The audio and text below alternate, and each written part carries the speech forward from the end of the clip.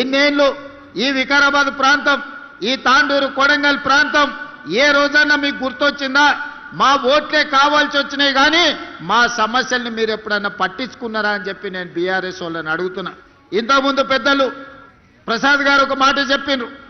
ఆనాడు doctor YS Rajasekhara Reddy గారు అధికారంలో ఉన్నప్పుడు ఆదిలాబాదులో మొదలైన ప్రాణహిత చెవెళ్లకు ఆదిలాబాదు నుంచి మొదలుపెట్టి తుమ్మిడిఎట్టి దగ్గర ప్రాజెక్టు నిర్మించి 14 లక్షల ఎకరాలకు నీళ్లు ఇవ్వాలి, 38,000 కోట్లతోని ఆనాడు ప్రాణహిత చేవెళ్ల ప్రాజెక్టును ప్రారంభించారు.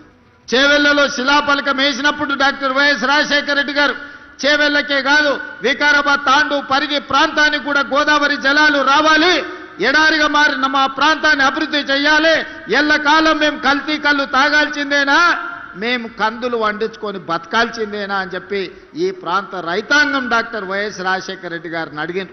2009 ఎన్నికల సందర్భంగా కొడంగల్ ఎన్నికల ప్రచారంలో భాగంగా రాజశేఖర రెడ్డి గారు గోదావరి జలాలను కొడంగల్ వరకు తీసుకొస్తా అని ఆనాడు మాట ఇచ్చిండ్రు. ఆ తర్వాత 100 కోట్ల రూపాయల పనులు జరిగినాయి. చేవెళ్ల చుట్టుముట్టూత ప్రాంతంలో గోదావరి జలాలు తీసుకురావడానికి ప్రాజెక్టు పనుల మీద 100 కోట్ల రూపాయలు ఖర్చు పెట్టిండ్రు. ఉమ్మడి రాష్ట్రంలో జరిగిన పనులు, తెలంగాణ రాష్ట్రం వచ్చిన తర్వాత చంద్రశేఖరరావు గారు తెలంగాణ ముఖ్యమంత్రి అయిన తర్వాత రంగారెడ్డి జిల్లాకు గోదావరి జలాలు ఇచ్చేది లేదు అని మల్లన్న సాగర్, కొండపోచమ్మ సాగర్, అదేవిధంగా రంగనాయక సాగర్ ప్రాజెక్టులు మెదకు జిల్లాలో కట్టుకున్నాడు. కానీ రంగారెడ్డి జిల్లాకు చుక్క నీళ్ళు ఇచ్చేది లేదని ప్రాజెక్టులే పడావు పెట్టిండ్రు. ఇవాళ సజీవ సాక్షిగా ఎవరైనా మీరు హైదరాబాద్ వెళ్తుంటే చేవెళ్ల చౌరస్తా దగ్గర ప్రాణహిత చేవెళ్ల ప్రాజెక్టు శిలాఫలకం అక్కడ కనిపిస్తుంది చూడండి. ఆ నుంచి 4 కిలోమీటర్ల లోపలికి పోతే అండర్ గ్రౌండ్ టన్నెళ్లు చేసిన పనులు ఎక్కడొక్కడనే నిలిచిపోయి కనిపిస్తున్నాయి. నేను అడగదలుచుకున్న చంద్రశేఖరరావు గారిని, ప్రతి సంవత్సరం గోదావరిలో ఈనాడు సముద్రంలో 3,000 టీఎంసీలు కలుస్తున్నాయి. ఇది నేను చెప్పలే, చంద్రశేఖరరావు గారే గోదావరి జలాల మీద శాసనసభలో పవర్ పాయింట్ ప్రజెంటేషన్ ఇచ్చినప్పుడు చంద్రశేఖరరావు గారే స్వయంగా చెప్పిండ్రు, గోదావరిలో ప్రతి సంవత్సరం 3,000 టీఎంసీలు వృధాగా సముద్రంలో కలుస్తున్నాయి, ఎన్ని నీళ్ళైనా వాడుకోవచ్చు, ఎన్ని నీళ్ళైనా పారించుకోవచ్చు.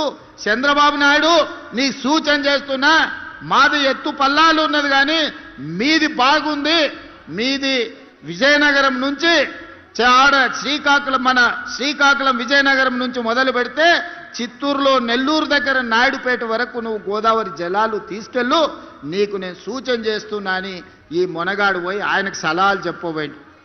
ఆయనకు సలహా ఎందుకు చెప్పినావని నేను అడుగుతలేను.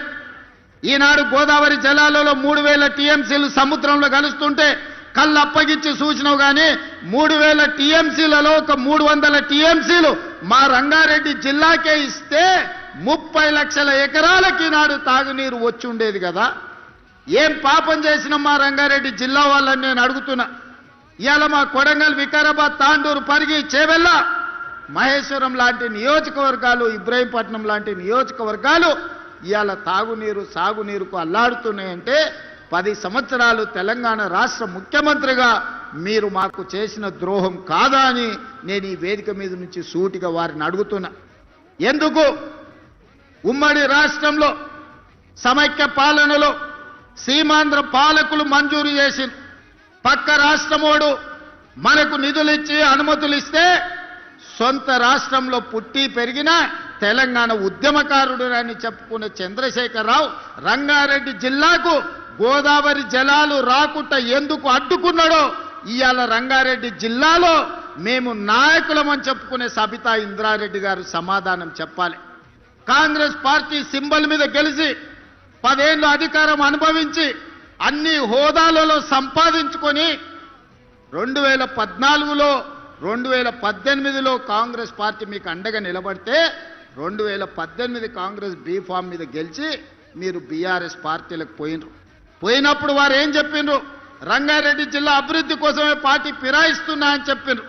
మరి నిజంగానే అభివృద్ధి కోసం పార్టీ ఫిరాయించుంటే చేవెళ్ల ప్రాజెక్టును పూర్తి చేయడానికి అనుమతులు, నిధులు ఎందుకు తీసుకురాలేదు? ఈ రోజు రంగారెడ్డి జిల్లా ప్రజలకు సబితా ఇంద్రారెడ్డి గారు సమాధానం చెప్పాలి. నిన్న మొన్న వారు వస్తున్నారు, ఎన్నికల్లో ప్రచారం చేస్తున్నారు. మీరు చేసిన ద్రోహానికి ఈ ప్రజలను కలిసే నైతిక అర్హత సబితా ఇంద్రారెడ్డి గారికి ఉన్నదా అని నేను అడుగుతున్నా. ఇవాళ ఈ జిల్లాను చంద్రశేఖరరావు ఎట్లాగూ మనోడు కాదు, చంద్రశేఖరరావు పరాయోడే. చంద్రశేఖరరావు పక్క చూపులే చూస్తాడు, పక్క రాష్ట్రం కోసమే పనిచేస్తాడు. రోజమ్మ పెట్టిన రొయ్యల పులుసు తిని రాయలసీమను రతనాల సీమ చేస్తా అని చెప్పిండు చంద్రశేఖరరావు. కానీ రంగారెడ్డి జిల్లాలో ఓట్లు సీట్లు అన్నీ బీఆర్ఎస్కి ఇస్తే గోదావరి జలాలు మనకు తీసుకొస్తాని చెప్పలే. పాలమూరు రంగారెడ్డి పూర్తి చేసి నీళ్ళు ఇస్తా అని ఊరిచ్చి లక్ష్మీదేవి పల్లి కాడ భూసేకరణ కూడా చేయలే, ఆడ పెద్ద రిజర్వాయర్ కడతా అని చెప్పిండు. మా రామ్మోహన్ ఎప్పుడు కలిసినా కూడా మనం ఏదైనా చేసి లక్ష్మీదేవి పల్లిలో భూసేకరణ చెయ్యాలి, అక్కడ ప్రాజెక్టు కట్టాలి అని చెప్తున్నాడు.